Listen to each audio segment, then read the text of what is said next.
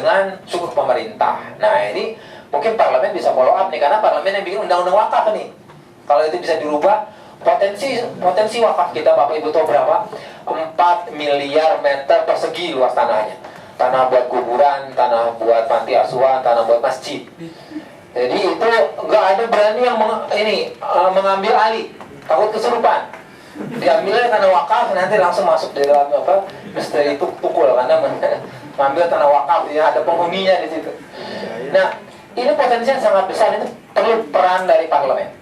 Kemudian bagaimana meningkatkan zakat, ya, bagaimana ini Indonesia insya Allah tahun depan 2016 akan mendirikan Islamic Inclusive Financial Services Board. Ini kayak lembaga zakat internasional. Inisiatif dari IDB insya Allah akan berdiri di Indonesia. Ini akan merupakan satu terobosan yang luar biasa dari Indonesia bagi pengembangan dana-dana sosial syariah di dunia. Tapi markasnya di Indonesia. Memang pas kalau di Indonesia ditaruh. Kalau di Dubai ditaruh, susah menyalurkan. Indonesia tiap pagi sudah begini orang di pintu ini nanti kan, pintu kantor ini, karena orang miskinnya banyak, gitu ya. Dananya luar biasa besar. Nah kemudian ini juga harus disupport oleh parlemen, dan sekarang lagi diperjuangkan di tempatnya Pak Hidayat Hamid. Ini adalah pembentukan World Islamic Infrastructure Banking, bank infrastruktur Islam dunia. Ini akan memfasilitasi proyek-proyek infrastruktur di seluruh negara Islam di dunia, di mana markasnya kita lagi berebut sama Turki. Turki minta, kita juga minta. Kemarin Pak Jokowi sudah ke Saudi minta restu sama Raja Arab Saudi supaya markasnya di Indonesia. Raja Arab Saudi setuju. Karena ini luar biasa Pak, potensinya itu triliunan dolar dana infrastruktur. Kalau ditaruh di Indonesia, itu proyek-proyek pemerintah akan salah satu di-cover juga oleh World Islamic Infrastructure Banking. Ini luar biasa terobosan. Memang kita kurang dari 5, tapi kalau ini kita melihat ini, insya Allah tahun depan kita punya ledakan-ledakan syariah yang cukup signifikan.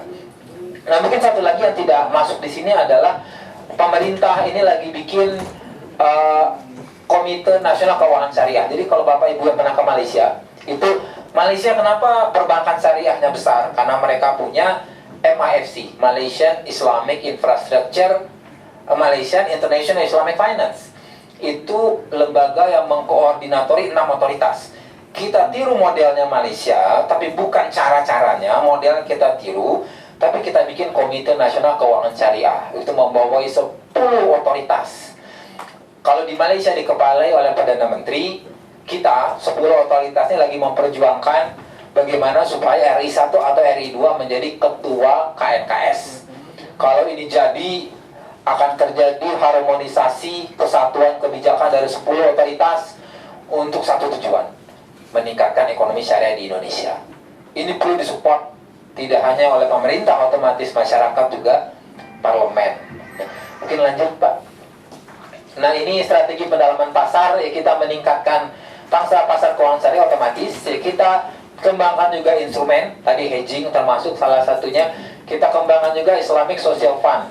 Bagaimana supaya orang miskin itu bisa dimitigasi. Karena tadi ekonomi syariah bukan buat orang kaya. Ada satu kritik dari syariah scholar di Dubai. Ekonomi Islam itu hanya untuk orang kaya. Ya karena dia di Dubai, karena dia di Bahrain kan. Nggak ada orang kaya, nggak ada orang miskin di Dubai. Tapi ekonomi Islam itu sejatinya menyamaratakan, meningkatkan kesejahteraan seluruh lapisan masyarakat, terutama masyarakat ekonomi lemah. Nah ini yang hilang dalam ekonomi syariah zaman sekarang. Tapi ternyata si orang itu menemukan bahwa di Indonesia lah sebenarnya satu role model ketika ekonomi syariah itu benar-benar menunjukkan apa bentuk hakikatnya ya, hitohnya itu harusnya seperti apa, itu ada di Indonesia. Oke lanjut Pak, mungkin sudah selesai. Nah ini potensinya tadi yang sudah kami sampaikan. Nah lanjut aja Pak, sedikit lagi. Nah ini kalau Anda ingin melihat outlook perbankan syariah, insya Allah masih optimis.